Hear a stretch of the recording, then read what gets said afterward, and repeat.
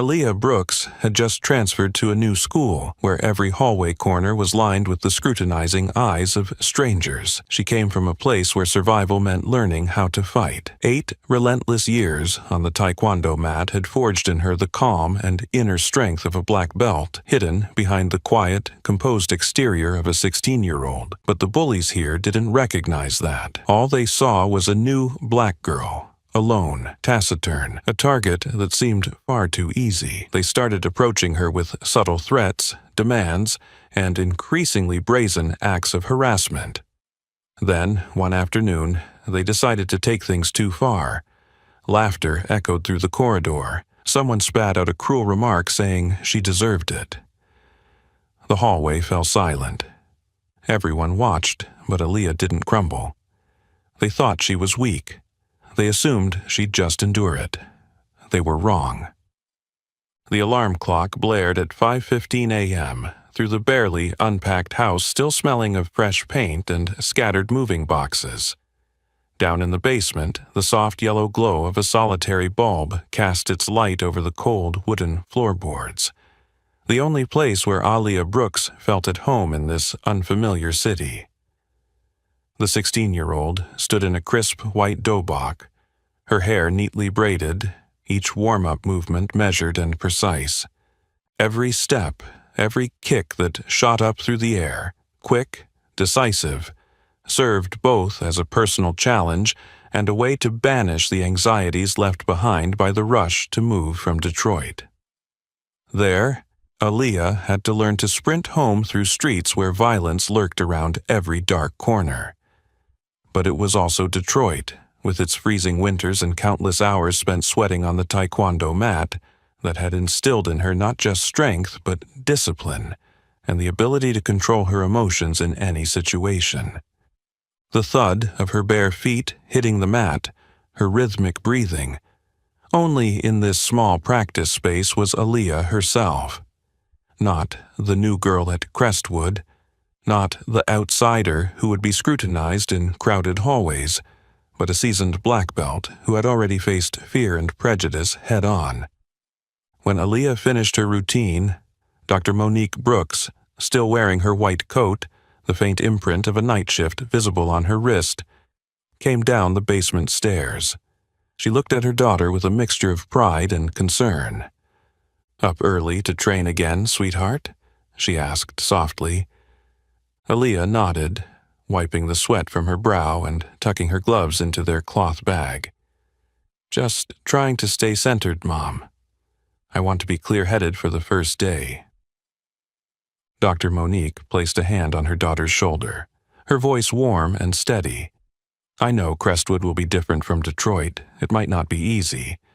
But remember, no matter what happens, your safety comes first. And I always believe in your strength."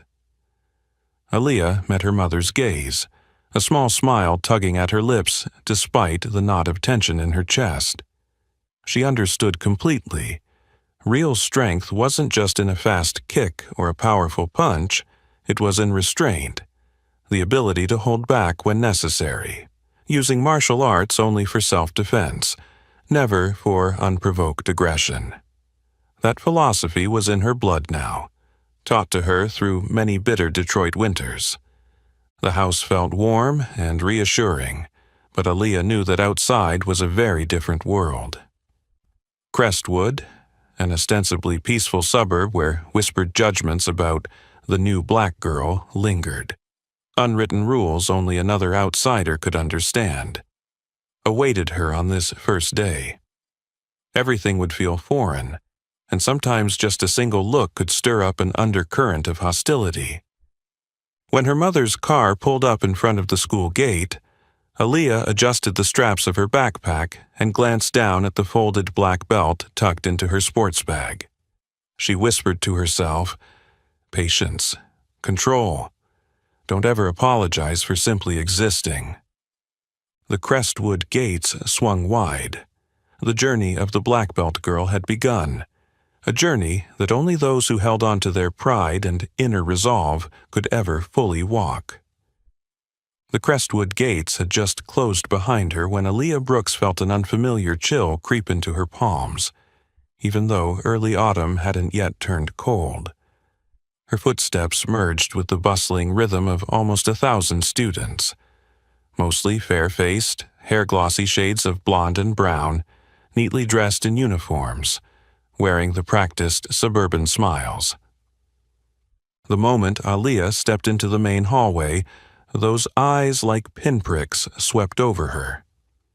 In a new school, everyone knows how crucial that first glance is, but for a black girl standing alone between rows of white lockers and a river of brightly colored uniforms, that gaze became a silent weapon. A few groups of girls covered their mouths, whispering.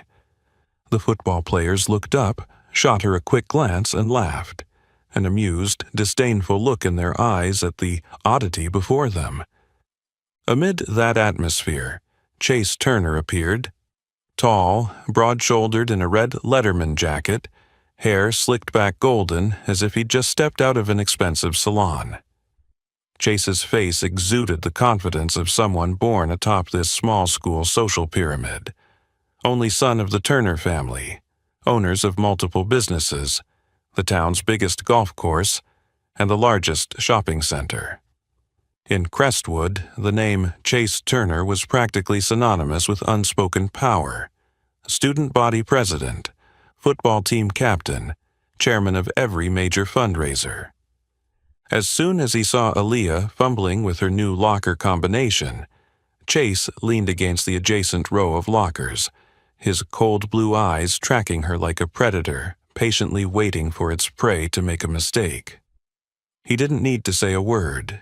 Just a slight curl of his lip and a subtle nod toward Logan Price and Trent Miller behind him spoke volumes. Logan Price and Trent Miller, two loyal satellites, shadowed Chase wherever he went. Logan was a bit shorter, muscular, with darting eyes that always seemed to hunt for others' weaknesses to mock. Trent was notorious for aggression, once suspended for a locker room fight, yet always let off the hook because his father was the town's police chief. Both of them, despite their poor academic records, had a knack for sniffing out vulnerable targets, especially anyone standing alone. Chase offered Aaliyah a polite, almost courteous smile as soon as she clicked her locker shut. But there was no friendliness in his eyes. "Hello there, new girl. You sure you're in the right place?" he drawled. A few snickers echoed. Logan leaned in to whisper something in Trent's ear. Both of them smirked. Aaliyah lifted her chin, maintaining her composure, and replied in a quiet but steady tone, "Yes, I believe this is the right school." Chase raised an eyebrow. "You'll learn soon enough how Crestwood runs. Here, everyone's expected to know the rules." He then positioned himself to block her path, pretending he was merely making conversation. Logan and Trent closed in, forming a silent pincer. "Hope you don't have any issues with the outsiders," Logan added, his words loaded with insinuation, trying to rattle her. But Aaliyah let no emotion slip across her face. She pressed her lips together, looked down, and shifted to another side of the hallway, continuing toward her first class. Behind her, the click-clack of Chase's expensive shoes echoed on the tiles, his gaze never leaving her back. "All right, game on," Chase murmured to his cronies, the corners of his mouth curling into a cold smile. Along that long corridor, Aaliyah stood out like a dark ink blot on a white canvas, alone and vulnerable in the eyes of everyone who believed Crestwood was a realm reserved for locals only. Every step she took, standing tall, eyes forward just as her mother had taught, only reinforced her image as the ideal prey for every glance, every prejudice, and especially for those 3 upscale hunters who had just spotted a perfect target for their cruel entertainment. Aaliyah's quiet presence in the white-walled hallway only spurred Chase Turner's predatory instincts. By noon, when the bell rang signaling lunchtime, Crestwood's cafeteria transformed into an invisible battleground of social order, one that only these students truly understood. Aaliyah slipped silently toward the back of the lunchroom, choosing a small corner by the window far from the noisy groups clustered in the center. Her simple plate of salad and a cup of water felt out of place amid the scent of grilled meats, fries, and the boisterous laughter of familiar cliques. Overhead, lights shone down on her dark backpack, making it stand out, a beacon for anyone hunting an easy target. It didn't take Chase long to find her. He strolled over, every step measured as though he owned the entire space.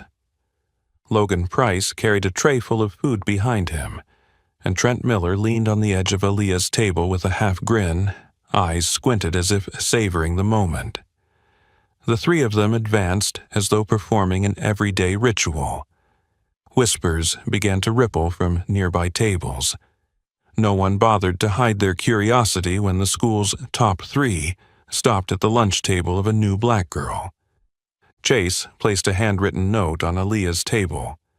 It was a hastily scrawled list labeled New Student Protection Fee. The amount had been crossed out and rewritten several times, obviously arbitrary. But no one doubted that this fee was mandatory for any student without allies. Chase smiled, his voice just loud enough for her to hear, tinged with disdain. See, there's a little tradition here at Crestwood for newcomers. A small fee, call it risk insurance. Pay it, and you can walk these halls safely. No missing belongings, no broken lockers, no tests suddenly disappearing. Logan feigned a glance around before leaning in and lowering his tone. Otherwise, things get weird around here. A lot of the locals aren't too friendly with anyone who isn't one of them. Trent, chewing his food with a sinister smile, added under his breath, "Don't blame us if someone sticks something gross on your locker or accidentally spills coffee all over your homework. Small stuff, until it isn't." Aaliyah maintained an unflinching gaze, her chopsticks steadily picking up lettuce without a tremor. She looked at the note, then met Chase's eyes and replied calmly, "I'm not buying that kind of protection." All three of them froze for a moment. Chase arched an eyebrow, his blue eyes suddenly sharper.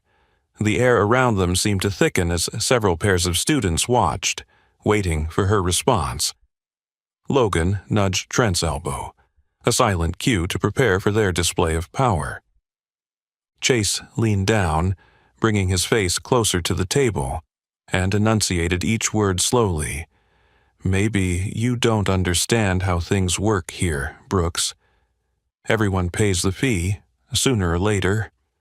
Or do you think you're better than us?"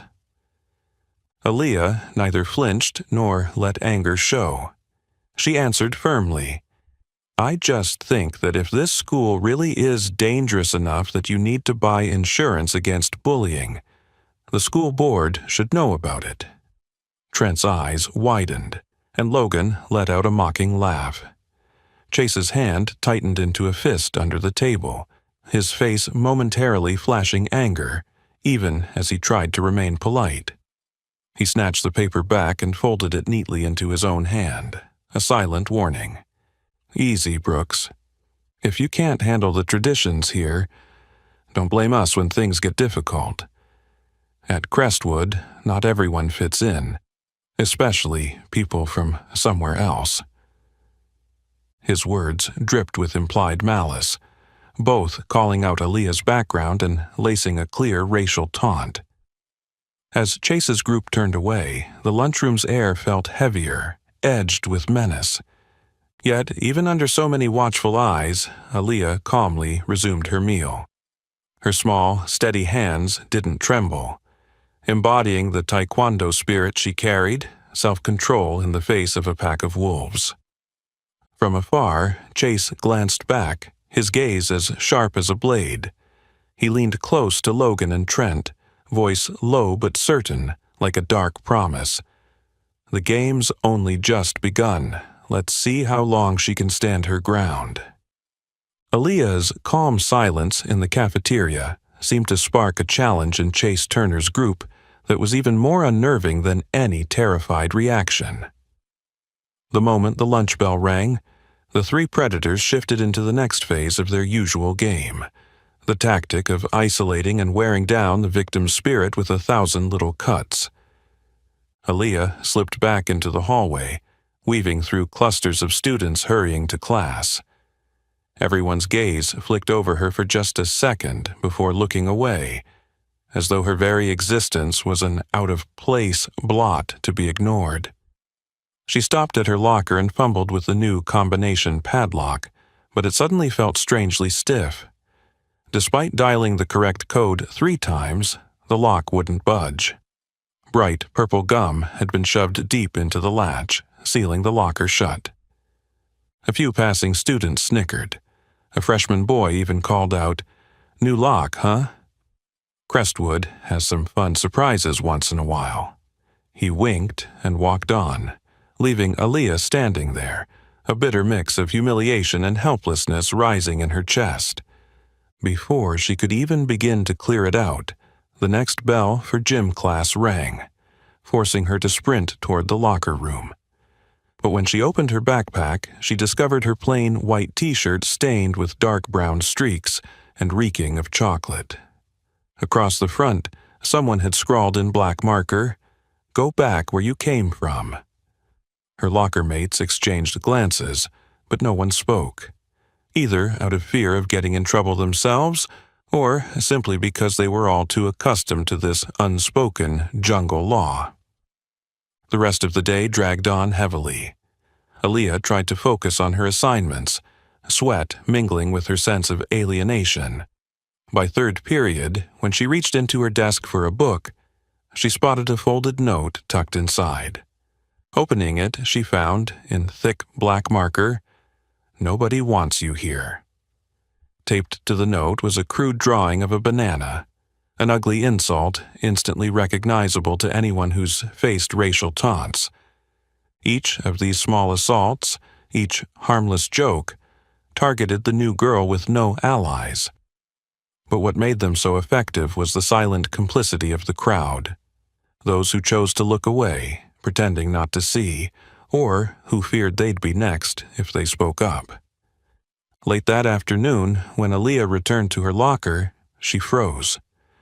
A large sheet of paper was taped to the shiny metal door with neon-colored tape. In big, bold letters it read, "Welcome to the jungle." Below it, someone had taped a fresh banana with clear packing tape. She stood motionless, face cold. Behind her, a few snickers echoed. In that moment, her eyes caught Logan Price half hidden behind a nearby pillar, phone raised to snap a photo of his masterpiece. A self-satisfied grin plastered on his face. Aaliyah peeled the paper from her locker, pulled off the banana, balled it up, and flung it into the nearest trash bin. Her hand steady, never trembling. But inside, a deep cut formed, more than just her personal humiliation. It was the pain of anyone who's ever been turned into a spectacle simply for being different. She realized this battle wasn't just about material threats anymore. It was psychological warfare. And the person behind it all, wielding every privilege, was determined to break the new girl through isolation. Yet Aaliyah also knew that in Taekwondo, true strength doesn't lie in the hardest strike, but in an unbreakable spirit that refuses to bow to violence and the toxic silence of the crowd. And in that loneliest moment, a small light began to flicker within her. The quiet wound, still fresh from the "Welcome to the Jungle" note, hadn't even begun to heal when Crestwood drove another dagger in, this time in front of the entire class under the bright glare of a lesson on justice. That afternoon's English class felt heavy as Miss Harper led a discussion on To Kill a Mockingbird, an iconic novel about fighting racism in the old American South. Most students listened half-heartedly and took lazy notes. Only Aaliyah watched every point intently, jotting down thorough observations. To her, this topic wasn't just theory. This was her daily reality at Crestwood. As the lecture wound down, Miss Harper looked up and asked, "Anyone want to share their thoughts on Harper Lee's message?" The room was a mix of indifference and anticipation. Right then, Chase Turner sat up straight, a trademark sly grin spreading across his face, and said, "I think it would be great if Aaliyah, our new classmate, shared her perspective on racism. She might help us all understand her special experience, you know?" A ripple of snickering moved through the desks in the back. A few students exchanged glances, ready for the show. Miss Harper hesitated, her eyes betraying her uncertainty, but finally nodded, trying to sound encouraging. "Aaliyah, would you be willing to share?" Aaliyah drew in a deep breath, swallowing down her anger and hurt into a composed exterior. She stood, making sure not to avert her gaze from anyone, and spoke in a steady, resonant voice. "I think the hardest part about injustice is that it's not just something you read about in books. It can happen right here in this very room. But I also believe that true courage is speaking up for what's right, even if you stand alone. And a person's worth isn't measured by where they were born, their skin color, or background. It's in what they choose to protect when they face injustice." The class went silent. Some students looked puzzled. Others cast furtive, guilty glances. But Chase wasn't about to let it go. He clapped slowly, his smile chilling, then said, "You speak really well, especially given your background. I guess in Detroit they teach a very unique way of talking." A smattering of reluctant applause and stifled laughs followed. The atmosphere froze solid. Chase's insult needed no further explanation. A black girl shouldn't speak so fluently, certainly shouldn't understand justice, and definitely shouldn't stand before a room full of white students and talk about self-worth. Miss Harper sat frozen, gripping her lesson plan, her eyes searching the room helplessly. She knew exactly what had just happened, but also understood she was trapped by Crestwood's unspoken rules. After all, the Turner family was the main sponsor of every scholarship, festival, and project at the school. An oppressive hush settled over the room. Whispered murmurs, a few girls' heads bowed, and sidelong looks at Aaliyah, as if testing whether she'd break down. But Aaliyah didn't cry. She stared straight at Chase and replied in a voice so calm it felt almost cold. "Thank you for your comment. I think sometimes what we don't understand is simply because we've never had to overcome anything different. But I believe anyone can rise above their circumstances if they have the courage to face the truth and change themselves." Chase sneered, though a flicker of uncertainty crossed his eyes. The classroom remained silent. Everyone felt that something had shattered. A once invisible boundary had been crossed. Aaliyah sat back down, her hands still clasped tightly beneath the desk, her heart pounding uncontrollably. But she didn't regret a word. She knew she had just voiced what more than herself needed to hear. In that moment, she also realized that this fight had gone past what she could simply endure. Patience was no longer enough.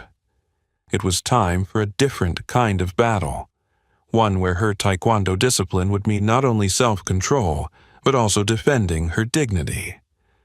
The lingering echo of English class hadn't even faded for Aaliyah before Crestwood sprang another hidden battleground into motion that evening.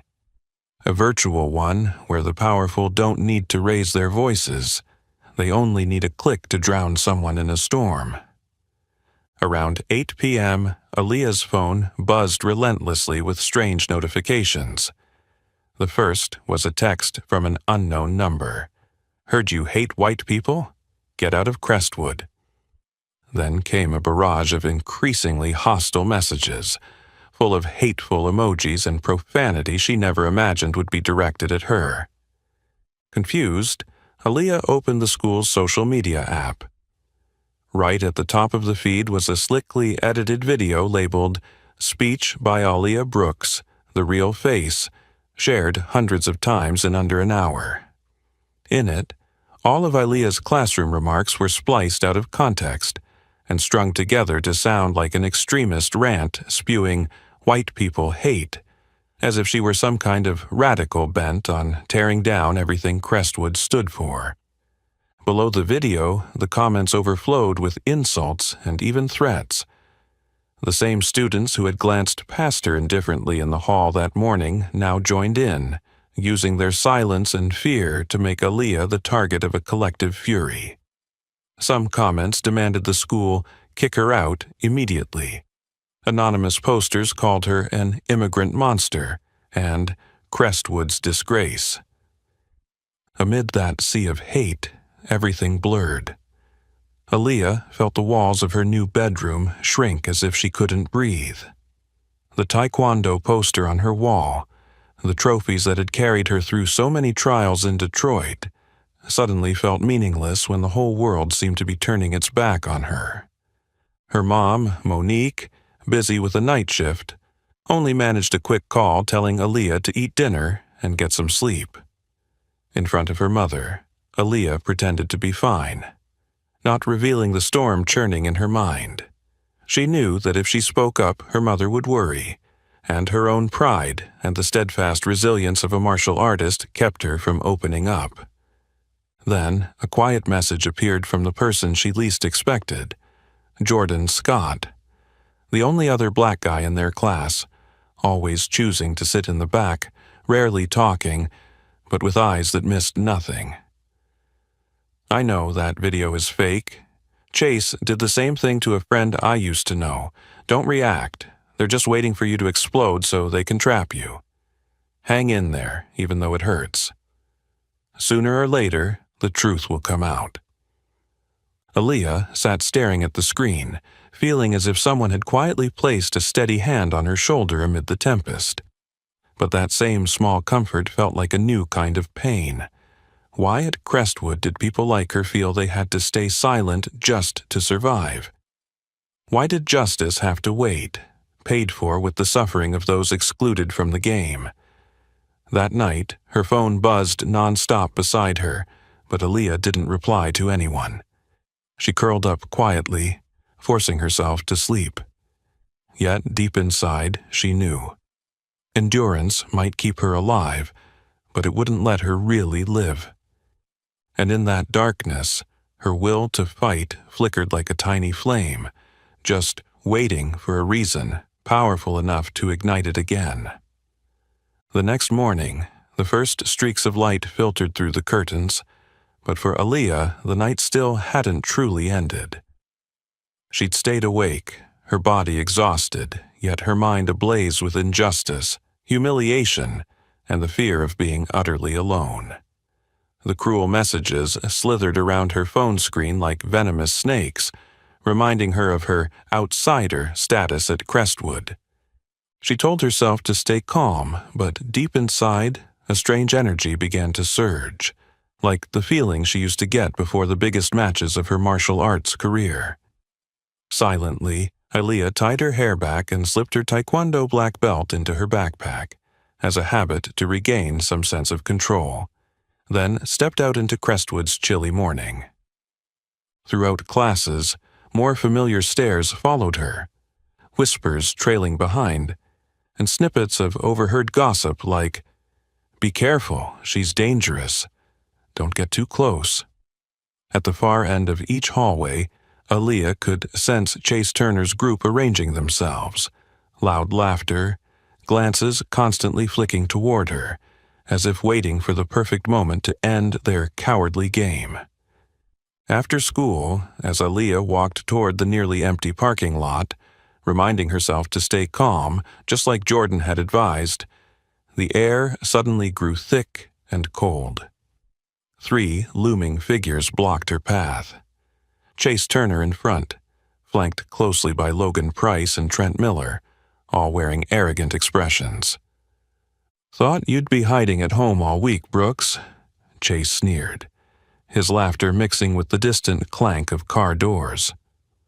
Logan bumped Aaliyah's shoulder, forcing her toward the narrow edge of the lot. Trent yanked her backpack off her shoulder and tossed it aside, leaning in to whisper with breath smelling of stale cigarettes. "Still showing up to school? You're stubborn. People like you need to be taught a lesson." A few students standing at a distance stopped and pulled out their phones, their eyes lighting up at the prospect of the showdown. Something they'd only ever seen in movies, now unfolding right in front of them.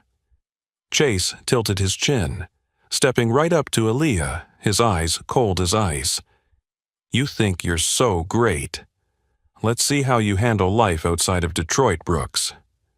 The tension was electric. Logan reached out to grab her shoulder, smirking. But in that moment, Aaliyah refused to back down. She spun like a gust of wind, catching Logan's wrist, twisting his arm behind him, and with a swift hip pivot she swept his legs out from under him. Logan crashed to the asphalt, winded from the unexpected fall. Trent roared and lunged from the left. Aaliyah shifted her stance in a flash and delivered a horizontal kick to his stomach, sending Trent sprawling next to Logan, pain contorting his face before he even registered what had happened. Chase blinked in stunned surprise for a split second but quickly regained his composure, charging from behind to grab Aaliyah's clothing. She spun around, locked his arm in a precise joint lock, and forced him to his knees on the hard ground, where he groaned in agony. The entire parking lot went silent. The sound of phones, snapping photos, and rolling video echoed everywhere. The crowd closed in, wide-eyed, staring at the three unbeatable bullies, once masters of Crestwood, now panting and sprawled at the feet of a petite black girl. Aaliyah released Chase, stepped back a bit, her expression unmoved, eyes blazing with fierce determination. "You guys want to keep going?" she asked, her voice resolute, not as a threat but as a challenge to their wounded pride.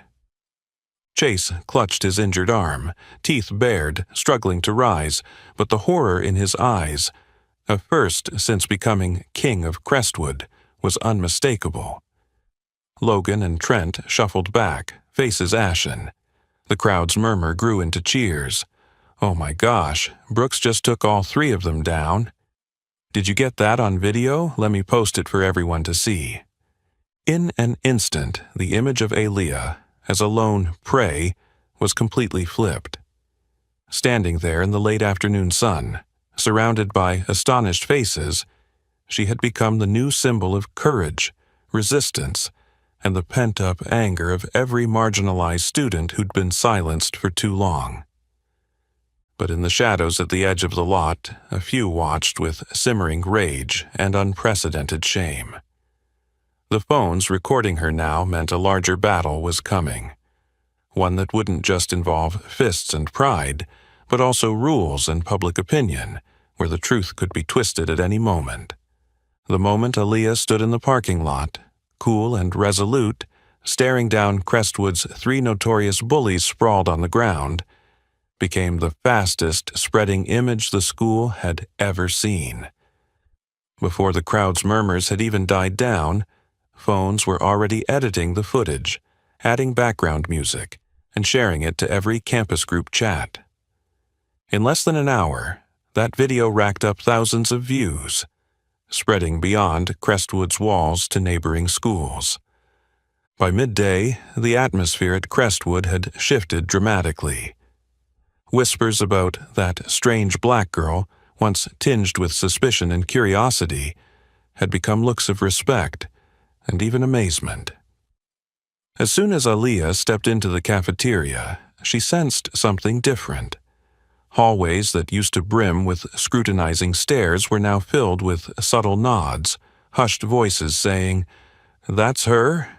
polite greetings, and even discreet pats on the shoulder from students who never dared speak to her before. But more than that, A spark of hope seemed to ignite among the weaker students. During afternoon classes, at least 5 classmates approached Aaliyah, their voices trembling with timidity as they asked, "Can you teach me how to defend myself?" "If you ever start a self-defense class, I'll definitely join." Sometimes Crestwood is just terrifying. Meanwhile, those who used to reign as kings of the school were completely disoriented. Chase Turner no longer received greetings or laughter as he walked the halls. Logan and Trent kept their heads down, moving quietly like lone, shamed wolves, while the football team huddled in corners, whispering about anything except the parking lot disaster. Only one group seemed to hate her even more now: Riverside High, Crestwood's main rival both in sports and in bullying. At their forefront was Brad Walker, a notorious thug at the bus stop, accompanied by his 2 lackeys, Marcus Tate and Sean Riley. They regularly blocked paths, taunted girls who seemed vulnerable, and even stole from them, especially targeting the school's smallest girls, Emma Reed and Chloe Parker. The next day, on a gloomy afternoon, Emma and Chloe found their way to Aaliyah.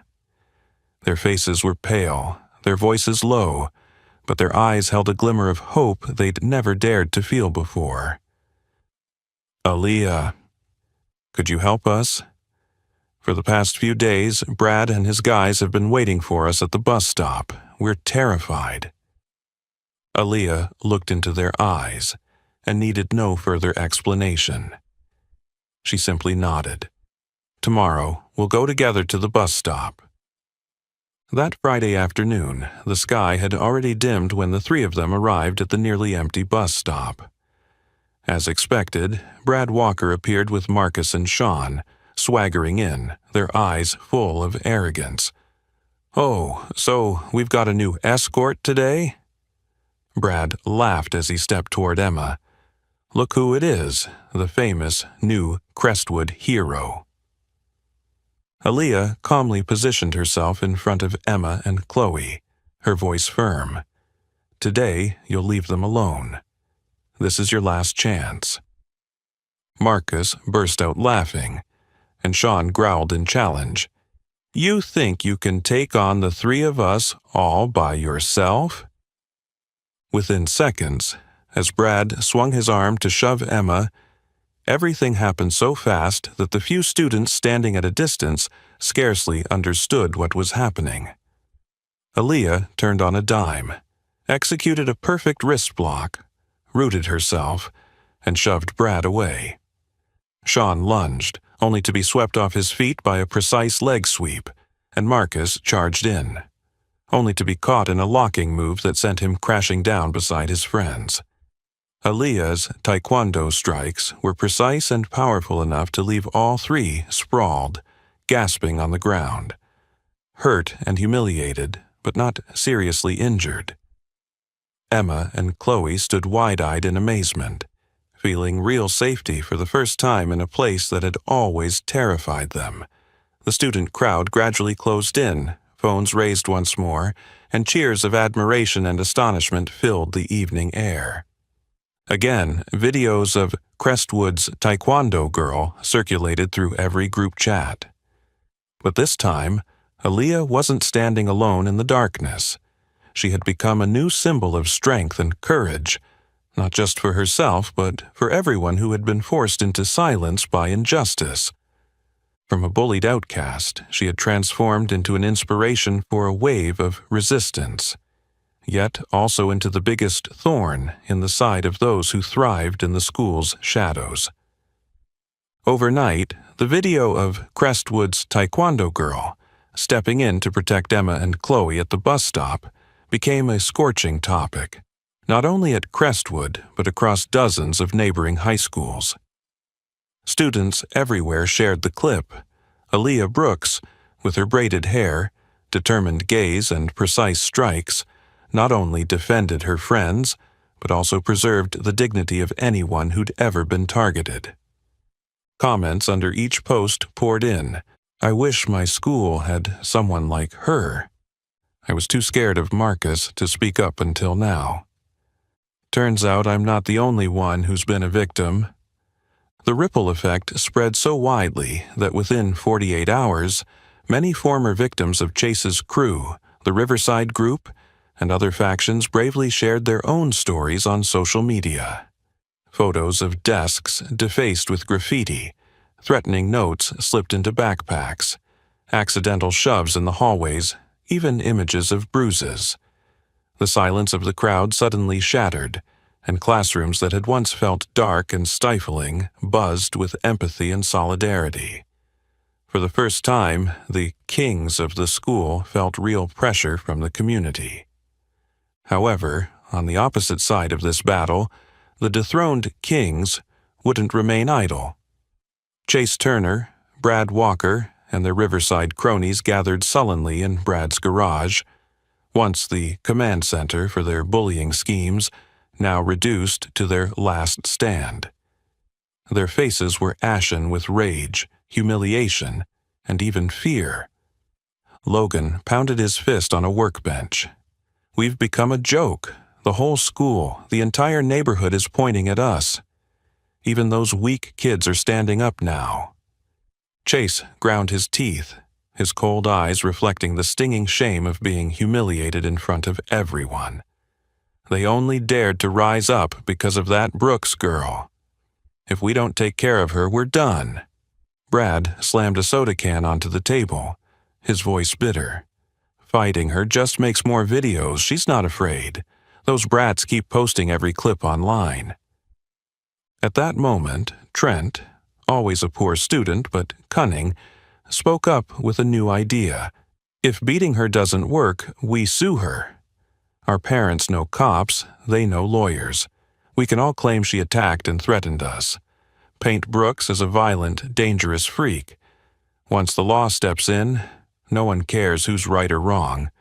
As long as our parents back us up, the school will have to kick her out. The group fell silent. Chase glanced at his cohorts, his eyes gleaming with malice. Good. Stick to one story. She started it, tried to injure us, and we just defended ourselves. The rest is up to our parents and the lawyers. Outside, Brad's house was still lit up. Inside, a fake indictment was being drafted, every detail molded by their fear and hatred over losing privilege. For the first time, these privileged kids knew what it felt like to be powerless, and instead of feeling remorse, they chose to fight back by any means. That night, Aaliyah received an unexpected message. "Watch your back. Something dirty's coming for you. Don't go anywhere alone." In the darkness, a new threat was taking shape. Not fists in the hallway, but the rules of powerful families, capable of turning a victim into a criminal overnight. At Crestwood, the balance of power was shifting. But for Aaliyah, the open battle had only just begun. And this time, her enemy had not only muscle on their side, but also adult influence and the shadow of the system itself. The first gray light of Monday morning settled quietly over Crestwood, signaling what looked like an ordinary day, but was actually the start of the biggest storm this school had ever seen. The early hallway was filled only with the sound of scattered footsteps and the click of locker locks.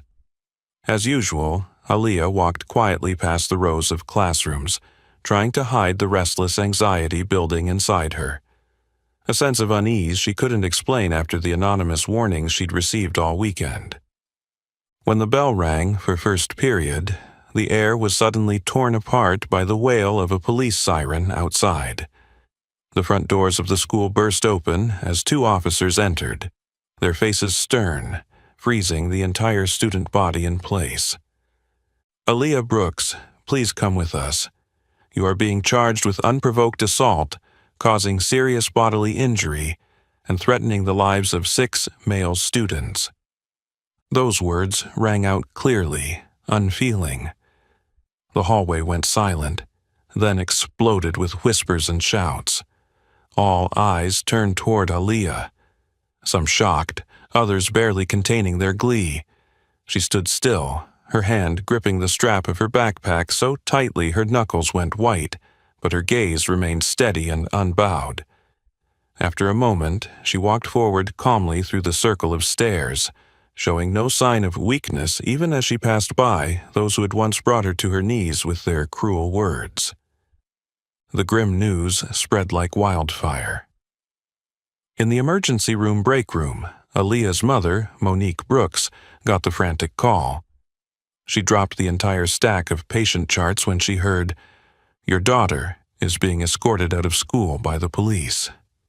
Horror, pain, and rage ripped through every layer of strength this woman had built up through countless life-or-death shifts. Less than 20 minutes later, Monique arrived at the school in her hospital scrubs, hair damp with sweat, eyes red with worry. The principal and Aaliyah's homeroom teacher could only stammer half-hearted explanations, sometimes avoiding her gaze, clearly terrified of being pulled into a scandal spinning out of control. Outside, Aaliyah was being led to the police car as her friends watched in panic, and those who had once been humiliated by her glared with a strange excitement. Chase Turner's group stood at a second-floor window, faces cold with a hint of triumph. Riverside's crew huddled together, whispering among themselves, clearly pleased that their revenge plan was now in motion. Yet nothing ended there. Just minutes after the police car disappeared from view, Aaliyah's core group of friends, Emma, Chloe, Jordan, and nearly 30 other students she had helped, rose up as one in the school's courtyard chanting, "Justice for Aaliyah! Justice for Aaliyah!" The chant spread rapidly, dozens more students joining in, turning the front campus into the largest spontaneous protest Crestwood had ever seen. Quick handmade signs reading, "She protected us, not hurt us," "Stop protecting bullies," and "No more silence" were held high amid the uproar. On social media, the hashtag number Justice for Aaliyah went viral, trending in the region within an hour. Messages of support, stories of bullying, and videos of the parking lot and bus stop incidents were shared hundreds of times, an outpouring of solidarity stronger than ever before. In the interrogation room at the police station, Aaliyah sat facing two officers, her mother Monique, and a young lawyer a concerned parent had hurriedly arranged. Outside, the tension was suffocating. On one side, the powerful parents of Chase, Brad Walker, Logan, and Trent, people ready to use every connection to protect their children's reputations. On the other side, Aaliyah's small but brave circle of friends, determined to speak the truth despite the risk of retaliation. Alone in the center of this legal and public storm, Aaliyah held her head high. Her testimony was clear. Every action she'd taken was in self-defense and to protect those who couldn't protect themselves. Yet in her heart, she grappled with shock and pain. How could the truth be twisted so easily? How could justice be so cold and distant? In that moment, Crestwood's fault lines split wide open between the darkness of power-driven lies and the fragile light of truth. And for Aaliyah, the greatest battle of her life had officially begun. When the door to the interrogation room closed behind Aaliyah and Mrs. Monique, Crestwood outside was no longer the school steeped in fear and division that it had been when Aaliyah first arrived. Her arrest had turned simmering injustice into a wildfire of outrage, spreading faster than anyone anticipated. Jordan Scott, once a quiet student who quietly avoided trouble, had become the reluctant leader of the resistance movement. He stood in the center of the courtyard, calling out in a firm, unwavering voice, "If we stay silent today, there will be even more victims tomorrow. It's time for everyone to know the truth." Emma and Chloe, joined by dozens of other girls Aaliyah had protected, rushed through every classroom, urging their peers to sign the petition, "Justice for Aaliyah, Restore the Truth at Crestwood." Within hours, hundreds of signatures covered page after page. On social media, the videos of Aaliyah's self-defense were reshared with this clear caption: "She defended, not attacked. Don't let justice be manipulated by the powerful." Former victims of Chase's clique, the Riverside Group, and other factions, students who had suffered in silence, suddenly found the courage to speak out. From the shy underclassmen to girls who once cried themselves to sleep after hallway humiliations, they all sent letters to the administration, emails to the Parent-Teacher Association, and even called their homeroom teachers demanding a chance to tell their truth. The campus buzzed as though hosting a major festival. The bulletin boards were plastered with petition pages. Small clusters of students rehearsed their speeches, mentally preparing for the upcoming day of reckoning. Teachers, initially hesitant, gradually expressed their quiet support and no longer looked away when Aaliyah's name came up. Mrs. Monique, after her initial shock, regained the composure of a doctor accustomed to facing adversity. She took her daughter's hand and, together with Aaliyah and the witnesses, practiced every statement, going over each detail. She emphasized, "We are not only fighting for your truth, but for everyone who has been bullied and silenced. Stay strong in who you are, Aaliyah."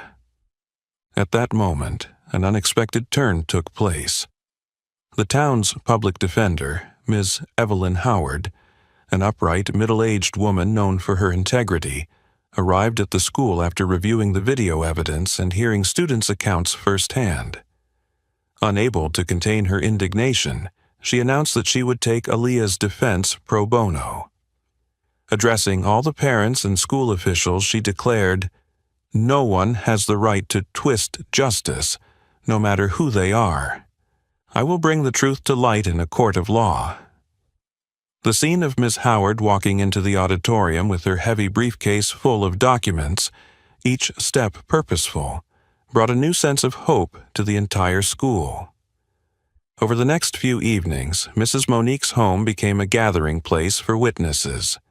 Emma, Chloe, Jordan, and even those students who had once been terrified of Chase's group came forward to add their testimonies. Ms. Howard organized mock trials, simulating possible questions and guiding the witnesses on how to answer, emphasizing the importance of truth, emotion, and evidence. Together, they reconstructed the entire chain of events, from the parking lot confrontation to the bus stop incident, the public taunts, the anonymous messages, the threats hidden in desk drawers. Every small detail was meticulously prepared. Meanwhile, on the other side, Chase's clique and Brad Walker's crew, still posing as victims, grew increasingly flustered and afraid. Their parents showed up at the principal's office in droves, doing everything in their power to pressure the school and the police. But this time, the outpouring of support from students and parents was so strong that no one dared to underestimate it. On the final night before the trial, Mrs. Monique held her daughter close, her eyes full of faith. "Aaliyah, no matter what happens tomorrow, you've already changed this entire community. That is the greatest victory." Outside, their modest home glowed with warm lights. Laughter, conversations, and words of encouragement filled the rooms. They were preparing not just for a court hearing, but for a quiet revolution within the school, one in which the truth would have to be heard, no matter how powerful the darkness they faced. Friday morning, Crestwood's municipal courtroom was packed to capacity. Hundreds of students squeezed into the hallway, local media cameras focused intently on everyone entering through the main doors. Parents, some furious, others anxious, filled every seat in the gallery. On social media, the live stream of this teen trial had become the hottest event in the region, drawing not only Crestwood residents but also viewers from neighboring schools. In that charged atmosphere, Aaliyah walked into the courtroom with measured steps, her gaze steady despite the knot in her stomach. Beside her, Mrs. Monique Brooks held her hand tightly, and behind them strode Miss Evelyn Howard, the town's public defender, radiating confidence. On the plaintiff's bench sat Chase Turner, Logan Price, Trent Miller, Brad Walker, and 2 other members of the Riverside clique, each wearing crisp white shirts and neatly combed hair, their faces carefully expressing pain and trauma. The trial opened with the prosecution's questioning of the plaintiffs. Under the glare of the courtroom lights, Chase rose first. His voice dropped to a pleading whisper, tears brimming as if any moment he would break down. "We were just victims. We didn't dare do anything. Aaliyah Brooks. She attacked us for no reason, threatened us, terrorized us, so we were too scared to even come to school." Logan followed, his voice trembling as he nodded. "My shoulder still hurts so badly. I can't even lift it. I'm scared every time I see her." Trent spoke next, quivering for dramatic effect. "Everyone thinks she's some kind of hero, but she's really a violent, dangerous person who only knows how to use her martial arts to bully people." Then Brad Walker leaned over the table, burying his face in his hands as he sobbed, pausing to choke out, "My little sister. After seeing that violence, she's been having nightmares for nights." The reporters whispered among themselves, and a few parents shook their heads in exasperation, though here and there doubtful looks began to surface. Miss Howard allowed herself a slight, knowing smile as she gestured for Emma, Chloe, Jordan, and the other witnesses to prepare. When it was time for the defense, Miss Howard rose and spoke in a firm, unflinching tone, fixing her gaze on Chase and his friends. "Your Honor, we invite the court to review the photographic and video evidence provided by Crestwood students and their parents." The curtain of deceit began to tear apart. On the large screen at the front of the courtroom, unedited footage was played for all to see. 1. In the parking lot. The video clearly showed Aaliyah being surrounded and threatened by 3 boys who deliberately shoved and grappled with her. Forced against the wall, she delivered precise, powerful strikes, but only as soon as her opponents lost the ability to fight back. The moment they were no longer a threat, Aaliyah stopped and did not pursue any further attacks. 2. At the bus stop, Brad Walker and his cohorts blocked the path, yanked backpacks away, and roughly grabbed Emma and Chloe by their clothing. The slow-motion replay highlighted each movement. Aaliyah consistently stood between her friends and the bullies, only counterattacking once her friends were in clear danger. Not a single strike exceeded what was required for self-defense. Next, Emma and Chloe took the stand, their testimonies concise and pointed. "If it weren't for Aaliyah, we would have kept getting bullied. She never struck first. On the contrary, she always told us to control our emotions and not retaliate." Jordan then stood, speaking in a calm, steady voice. "At Crestwood, not everyone dares to speak up, but today we stand here to confirm. Chase Turner's group and Brad Walker's crew have a history of bullying and threatening vulnerable students for years. Finally, this truth has been exposed," Ms. Howard continued, her voice unwavering. "The plaintiffs claim that Aaliyah is violent, but not one of them has explained why, in every video, each of her strikes adheres strictly to Taekwondo principles: discipline, self-defense, and total control. Aaliyah is a national-level black belt, a decorated medalist, and has always been trained that martial arts are meant to protect, never to launch unprovoked attacks." She then outlined Taekwondo's core philosophy: respect for one's opponent, never striking once an opponent has lost the ability to defend themselves, never using martial arts as a means of revenge. Several martial arts experts, Aaliyah's physical education teacher and her Taekwondo instructor, had been called to testify. They confirmed that the techniques seen in the videos were textbook examples of lawful self-defense, not acts of retaliation. The atmosphere in the courtroom grew oppressive. Under Ms. Howard's cross-examination, Chase, Brad, Logan, and Trent visibly faltered. She pressed them on every detail. "So, why does the video show you surrounding her first? Why, after you fell, did Aaliyah not continue attacking? Who was laughing as they filmed the incident, treating it like entertainment?" Confronted by the weight of objective evidence, the defendants' feigned tears quickly gave way to genuine fear. A handful of parents in the gallery rose to their feet, voicing their indignation. "Shame on you all! This town has been deceived for far too long." Behind them, dozens of students silently joined hands, their eyes reflecting not anxiety but renewed hope. Finally, justice seemed to have a chance to speak. The courtroom remained tense after the fierce cross-examination, everyone's eyes fixed on the judge's bench. For a moment, time seemed to freeze. Only labored breathing and glaring overhead lights illuminated the faces of the key players: victim, accused, and witnesses alike. Judge Henderson, known throughout town for his stern fairness, lifted his gaze and spoke in a clear, resonant voice, as if sounding a wake-up call. "Having reviewed all video evidence, witness testimony, expert opinions, and academic records, I find no basis for any claims of unprovoked, aggressive violence on the part of Aaliyah Brooks. Every action she took was either self-defense or to protect vulnerable classmates. None of her moves caused serious injury or exceeded what was reasonably necessary." Aaliyah sat motionless, her eyes red, while Mrs. Monique Brooks could only squeeze her daughter's hand tighter, tears of relief streaming down her cheeks.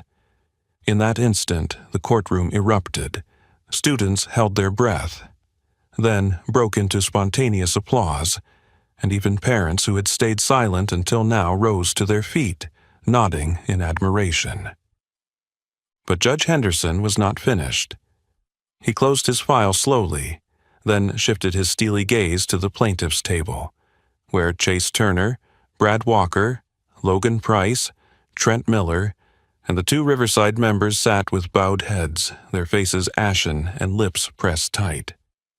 Conversely, I find clear evidence of false accusation, slander, and organized bullying on the part of Chase Turner, Brad Walker, and their accomplices.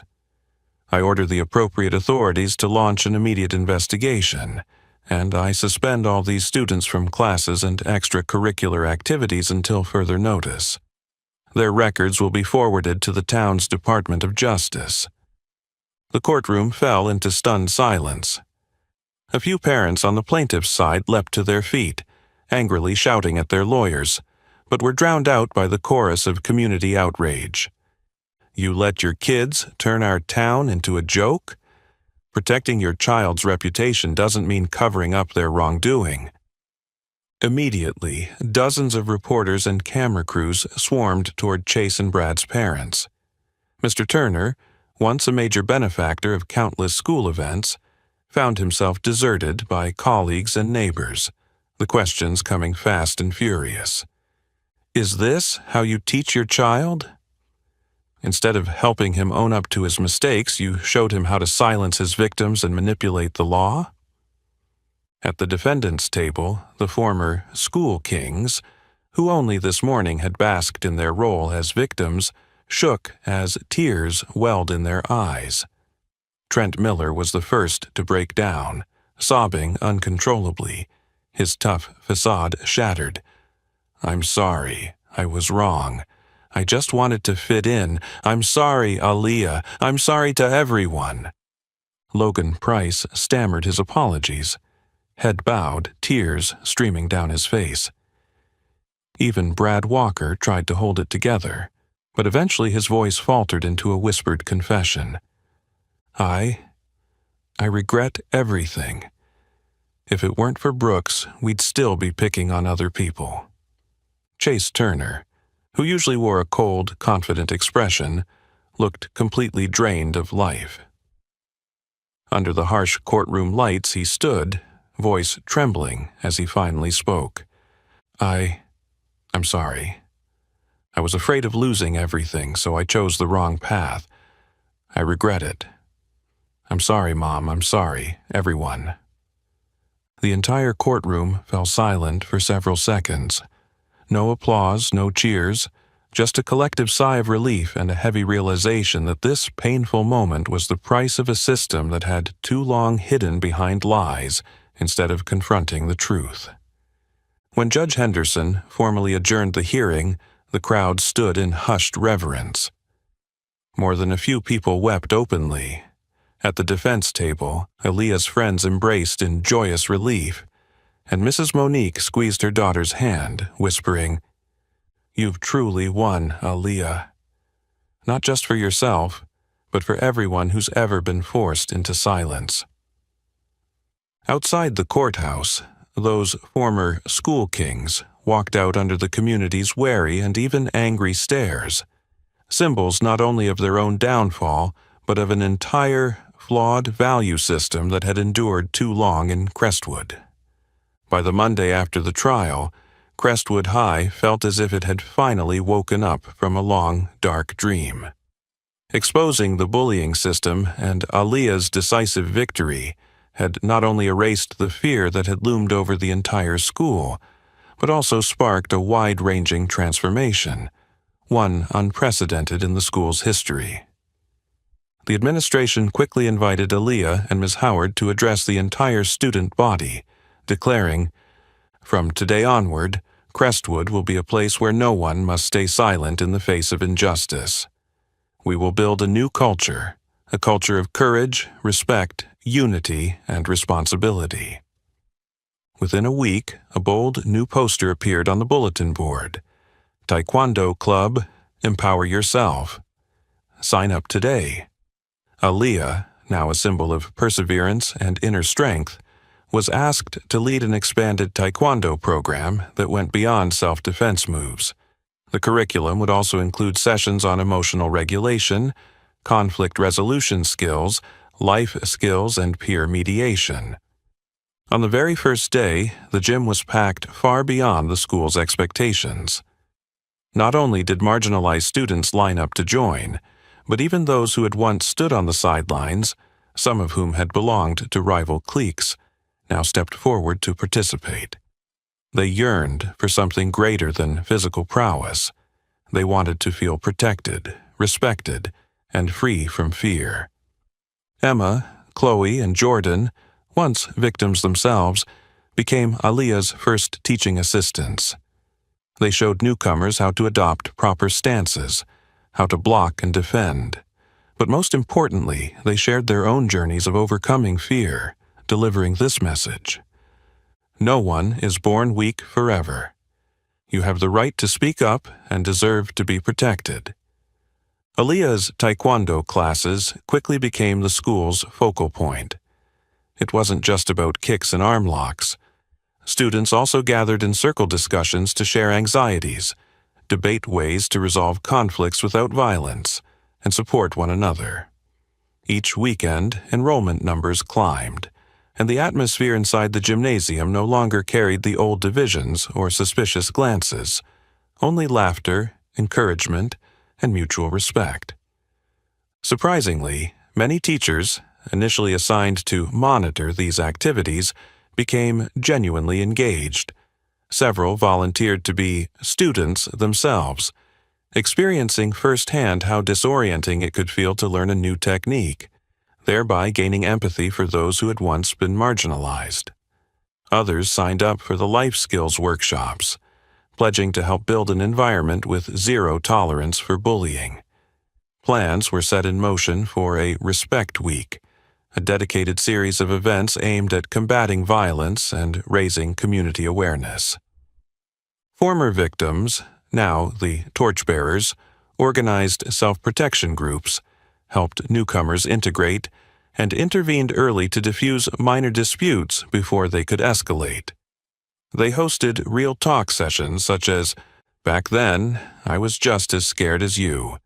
But one small step can change everything. Even a few students who had once been part of Chase's and Brad's circles, recognizing their mistakes, boldly asked to join, determined to help dismantle prejudice and rebuild their reputations within the student body. They learned how to apologize sincerely, how to listen, and gradually earned acceptance from their peers. Day by day, Crestwood's atmosphere shifted.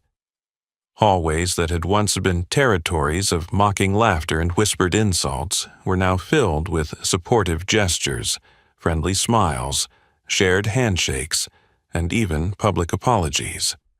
The administration officially amended the student handbook to strengthen bullying protections and created an anti-bullying oversight committee that included both parents and teachers. When Aaliyah looked out over the full classes of eager students and saw the grins on faces that had once stood tearful and alone at classroom doorways, she realized the true meaning of martial arts. It wasn't about victories or titles. It was about spreading strength, compassion, and resilience to everyone around her. Crestwood had changed, not because of one person's courage alone, but because a whole community had come together to demand change. Springtime warmth filled every corner of Crestwood, morning sunlight streaming through the hallway windows and lighting up the bright faces of young students. It had been only one semester since the battle in the courtroom ended, yet the entire school seemed to have been reborn. Here and there, small posters featuring Aaliyah and the message, "You are stronger than you think," adorned classrooms, bulletin boards, and even the faculty lounge. That Friday morning, as soon as Aaliyah walked onto campus, she spotted a thick stack of letters neatly arranged on the teacher's desk next to the Taekwondo gearbox. Emma stepped forward with a big smile and handed her the first envelope. "It's from a school in Illinois. They just started their own Empower Yourself club. There's even a school in Texas where bullying used to be a nightmare, but because of Crestwood's story, they finally had the courage to change." Chloe chimed in, her eyes shining.